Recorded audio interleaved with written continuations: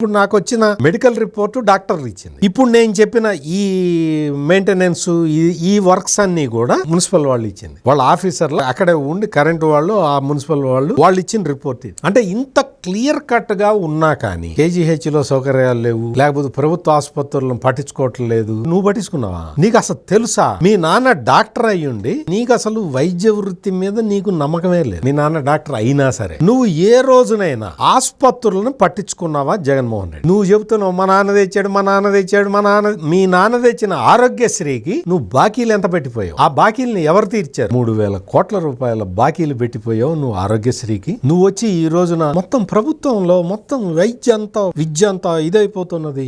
ప్రభుత్వ వైద్యం అంతా నాశనం అయిపోయింది. ప్రభుత్వ వైద్యాన్ని మొత్తం గవర్నమెంట్ హెల్త్ సెక్టార్ ని నాశనం చేసింది మీ నాన్న. మీ నాన్న చేశాడు ఆరోగ్యశ్రీ అనే స్కీమ్ తీసుకొచ్చి ప్రైవేట్ హాస్పిటల్ కి దోచిపెట్టడానికి.